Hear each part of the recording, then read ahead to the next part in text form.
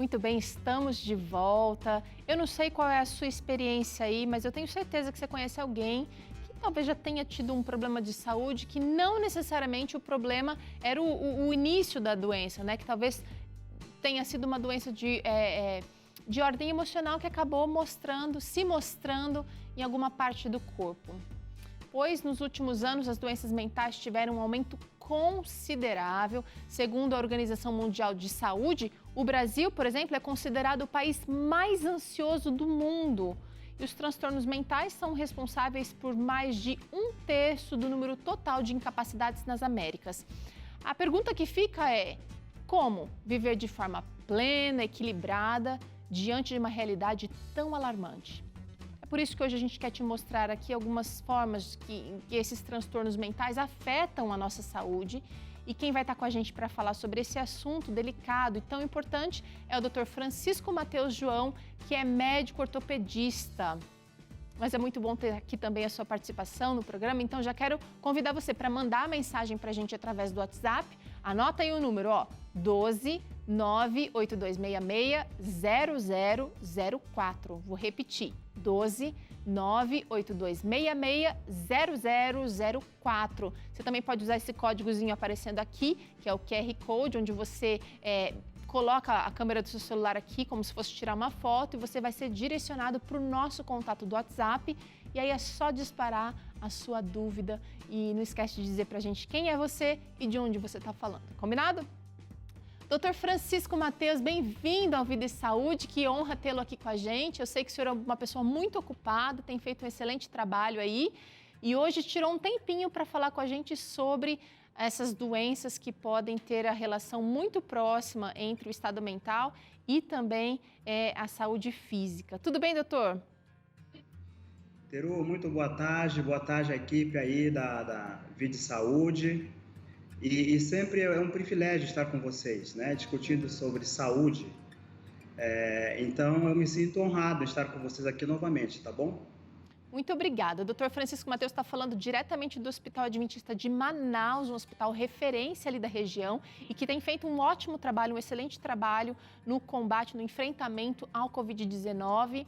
E hoje, doutor, a gente quer falar um pouquinho mais sobre essa relação muito próxima e também impactante, né, entre o estado emocional do indivíduo com os órgãos anatômicos do corpo. Fala um pouquinho para a gente como que se dá essa relação, doutor. Peru, essa temática ela é extremamente importante e na minha prática diária aqui no hospital, é interessante que no início da minha carreira eu percebi que eu não estava sendo eficiente na minha conduta médica e aí isso me preocupou muito, não é? Me preocupou bastante porque eu não estava vendo o resultado daquilo que eu estava me propondo a tratar os pacientes. E eu descobri que, na verdade, o ser humano, o paciente, ele é um ser como um todo, ele é um ser integral. Ele é um ser físico, mental, espiritual e também social. E quando eu comecei a entender esse contexto, as coisas melhoraram bastante. Então, assim, como a Organização Mundial de Saúde define muito bem, a saúde não é apenas a ausência de doença. A saúde é o bem-estar físico, é o equilíbrio, não é? Do estado físico, mental, psicológico, espiritual e social.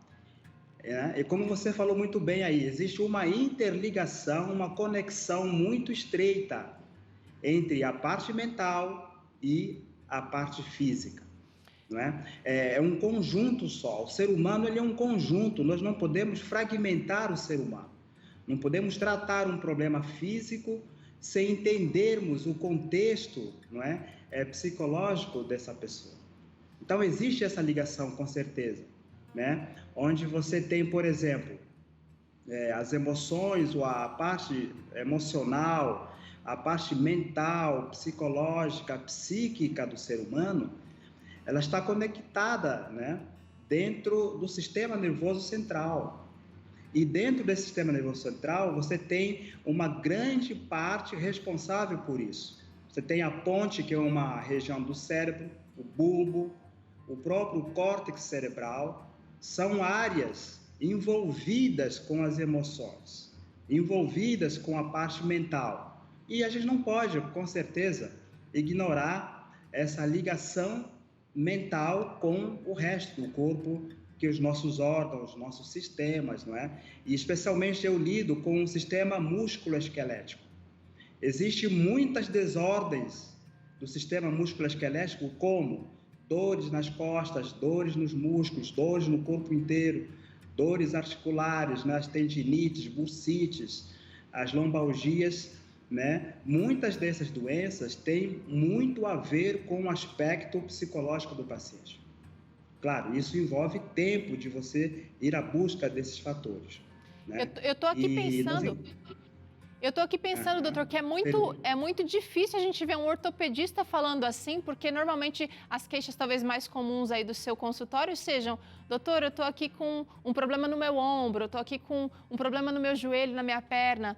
E aí você tem que olhar para esse paciente como ortopedista e não enxergar apenas um joelho problemático. Você precisa enxergar que aquela pessoa tem essas outras dimensões, a espiritualidade, a sociabilidade, a questão emocional, né, a saúde emocional. E aí, quando você consegue perceber tudo isso, você vai poder tratar o joelho de maneira muito mais eficaz, eu diria.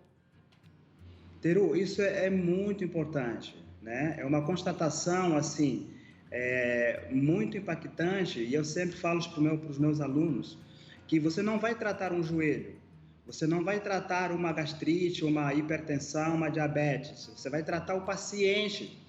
Porque assim, nós como médicos, nós somos treinados, né? Somos preparados, para a gente tratar doenças. Nós não somos preparados para tratar o doente. Então, o contexto global do paciente é extremamente importante. Eu preciso tratar aquele joelho, aquele estômago, mas é o estômago do paciente. Eu tenho que me contextualizar. Legal. E especialmente as doenças, por exemplo, as doenças crônicas degenerativas, as doenças não transmissíveis, nós encontramos isso de uma forma muito, muito robusta, essa relação mental, psicológica com doenças degenerativas, né? Como, por exemplo, a diabetes, as doenças metabólicas de uma forma geral, as dislipidemias, né? A obesidade, né? São doenças que têm um fundo psicológico. Só para você ter uma ideia, na Inglaterra, um estudo recente mostra que em torno de 25% das consultas médicas, elas têm apenas um motivo único, é queixa de saúde mental. Uau! Então, é muito forte. Nós precisamos, de fato, valorizar o aspecto psicológico dos nossos doentes, né, da sociedade como um todo. Agora, o senhor tocou num ponto interessante, porque o que a gente pode compreender por saúde mental? E aí eu queria que você falasse, a gente citou aqui no início do programa aqui, o Brasil é um dos países mais ansiosos do planeta. Quais são essas outras principais doenças relacionadas à saúde mental, doutor? Então, você tem a ansiedade, que é o mal do século, não é? A ansiedade é você querer viver o futuro hoje, não é? Querer viver o amanhã hoje, isso é um desastre total para o sistema imunológico, para o sistema de defesa, o sistema ligados aí a marcadores inflamatórios.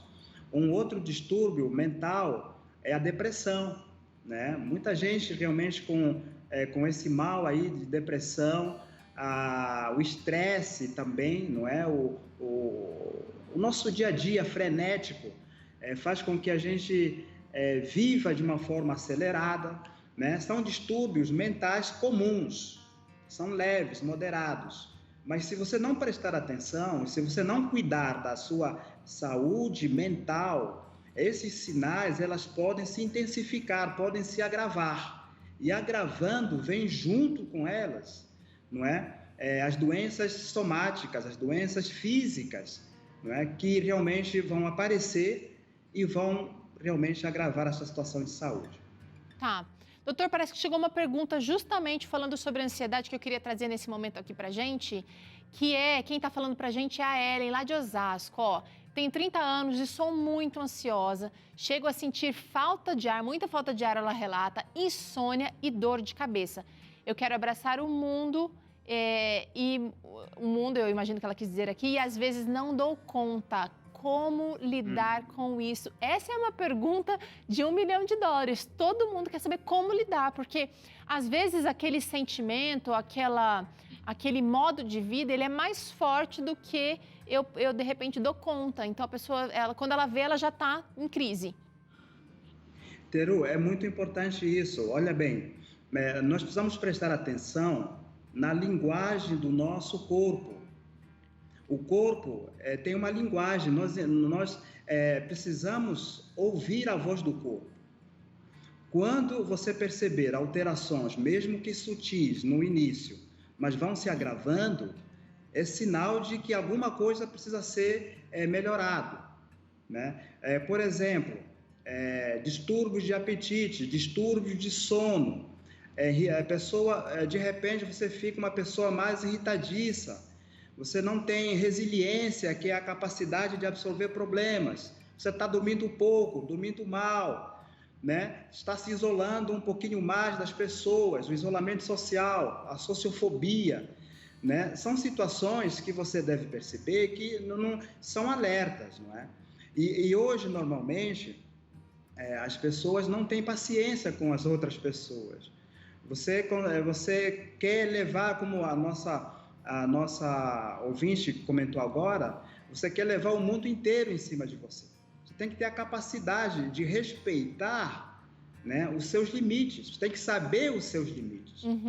Aprender a colocar o pé no freio, né, doutor? E é um treino, às vezes, porque às vezes a gente está tão acostumado com aquele modo de vida que a gente parece que só para dar atenção quando de repente vai parar no hospital. Porque o corpo, olha, como a gente vai ver aqui, a saúde física vai ser impactada pelos transtornos mentais. E eu vou trazer aqui, e o corpo vai mandar uma conta alta se a gente não der ouvido, como o doutor Francisco acabou de falar aqui, aos pequenos sintomas, os pequenos ruídos no motor, né? Por exemplo, a gente tem alguns agravamentos de doenças físicas, e até a negação entra aqui, né, nessa conversa, porque é um problema que às vezes a gente fala assim, não é verdade, não está acontecendo comigo. Então, você falou, por exemplo, a pessoa já tem uma pressão alta, pode piorar, diabetes, pode piorar. É isso mesmo.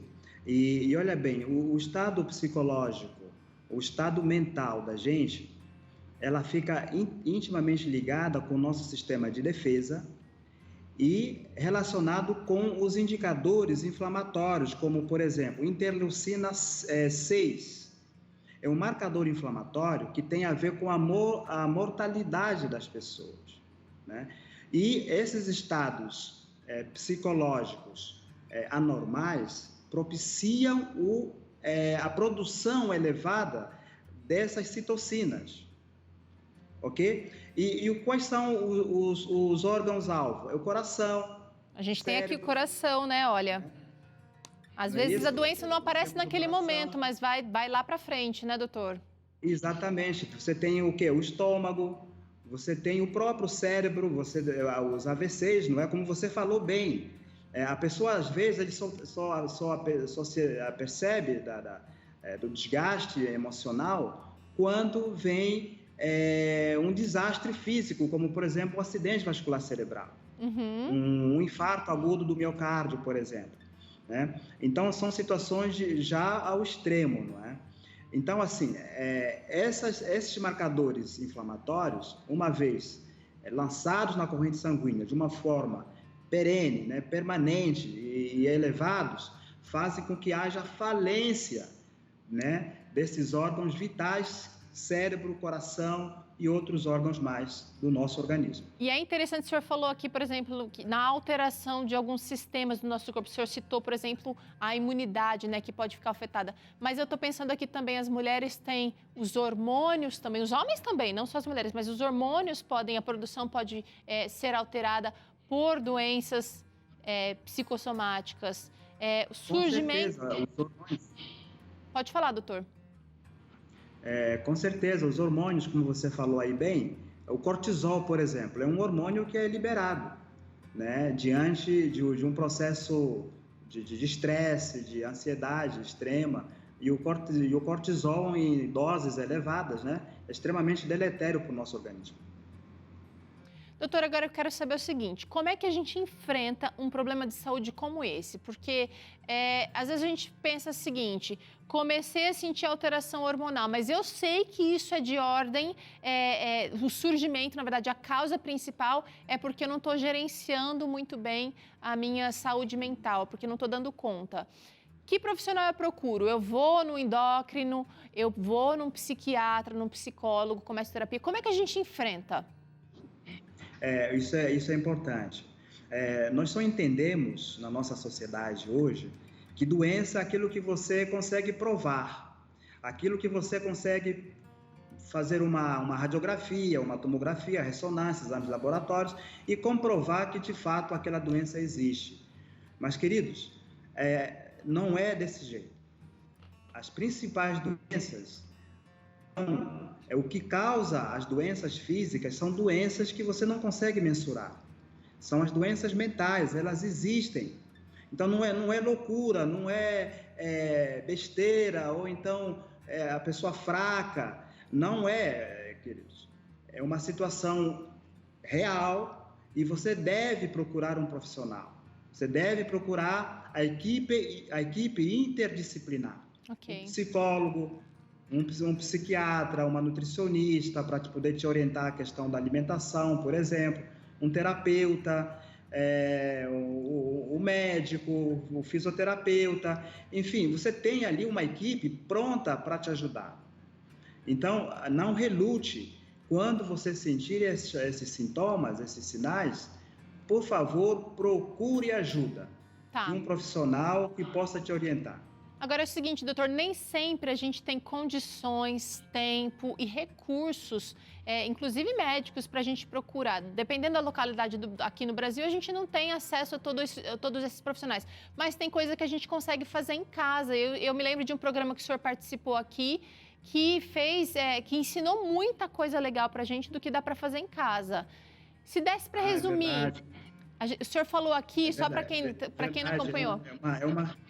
É uma receita bem prática e assim simples, ao mesmo tempo muito significativa. São coisas que não custam absolutamente nada, não é? E vale a pena a gente repetir aqui. Tem muita gente hoje que fica confiando. Claro, nós estamos dentro da pandemia, não é? Mas assim, o ar puro é importante, né? Você abrir a janela do seu apartamento, da sua casa, para que o ar puro entre dentro do seu aposento, do seu quarto. A luz solar é importante para matar, não é? As bactérias, os fungos, os micro-organismos que existem naturalmente. Tomar bastante água é uma coisa muito simples, mas gente que negligencia isso. Você precisa tomar a água e não precisa sentir sede para tomar água. Então, água abundante é importante você tomar água. Não é? Pelo menos aí 2 litros de água por dia, isso é importante para o sistema imunológico. Atividade física, então, nem se fala, né? Um pouco que você faz diariamente é extremamente importante para a sua saúde mental, a sua saúde psicológica e a sua imunidade também. Alimentação saudável, rico em frutas, verduras, né? Evitar alimentação muito condimentadas, industrializadas. Isso é importante também para a sua saúde mental, porque existe uma interligação de tudo isso. Quem sabe uma outra oportunidade, a gente poderia falar sobre a ligação da alimentação com o sistema nervoso, né? O equilíbrio de tudo é um remédio também. Você tem que ter equilíbrio de tudo que você convive, mesmo as coisas boas, não é? Você tem que ter o quê? O gerenciamento da sua vida, o descanso. Pouca gente descansa. Eu consultei um amigo meu recentemente e eu perguntei para ele quantas horas você dorme por noite. Olha, eu durmo no máximo aí 2 horas, 3 horas por noite. Tem muita coisa para fazer. Com certeza, né? O fim desse camarada, se ele não mudar, realmente será drástico. E finalmente, Teru, nós temos o último remédio, que é a confiança, sim, confiança no Deus Criador. É o Deus que fez essa máquina, não é? Que é o ser humano. Então, nós precisamos realmente ter a mente também que a parte espiritual, ela concorre para a nossa saúde física. Aliás, estudos de meta-análise já mostram isso de uma forma contundente, que a espiritualidade e a religiosidade são fatores que ajudam a gente ter uma saúde física, mental e social também. Então, são dicas bem simples que, se você prestar atenção todo dia ali, com certeza você vai, primeiro, evitar doenças, né? Segundo, se você já tem essas doenças, você poderá atenuar o efeito dessas doenças. E é isso tudo que nós precisamos. Com certeza. Doutor, enquanto o senhor falava aqui, chegou um comentário que eu queria trazer, porque ele é muito especial. Olha só que interessante, é a Arlete que está mandando. A nossa querida Arlete, chefe culinarista, amigos, ela diz, foi esse doutor que participou do Vida e Saúde no dia 13 de outubro de 2020 e que me fez virar a chave. Comecei a fazer atividade física. E ela diz aqui que eu sou grata a Deus, ao programa e a esse médico. Olha que carinho gostoso da Arlete aqui, doutor. E a Arlete é querida de todo mundo aqui do Vida e Saúde. Doutora... Olha, eu já ganhei meu dia hoje. Obrigado. Que bom. Aí pelo depoimento. Que legal. Parabéns pelo programa, viu, Teru? Esse programa tem levado muita gente a mudar de vida, né? A qualidade de vida e, com certeza, trazendo saúde no seu aspecto integral. Parabéns para a sua equipe também. Obrigada, muito obrigada. Doutor, eu só queria encerrar aqui agradecendo ao senhor, agradecendo também ao Hospital Adventista de Manaus, que tem feito um belo trabalho aí, e dizer que o nosso coração, as nossas orações, nossa torcida estão aí com vocês nesse momento de dificuldade que vocês têm enfrentado com tanta bravura, com tanta coragem. Que Deus os abençoe, viu, doutor? Amém, muito obrigado. Agradecemos aí pelas orações. E o hospital aqui não tem poupado esforços, a sua administração, o seu corpo clínico, aí no combate à pandemia. Muito obrigado, Teru, pela oportunidade. Que Deus os abençoe. Olha, a gente vai fazer um rápido intervalo agora. No próximo bloco você confere aqui como prevenir o aumento da taxa de suicídio em tempos de pandemia. Assunto muito importante do Claramente de hoje. E ainda aqui no programa você aprende a fazer essas 3 bebidas nutritivas e cheias de saúde, que são o leite de inhame, o suco de maracujá cremoso e também o shake de rosa. Não perde não, é já já.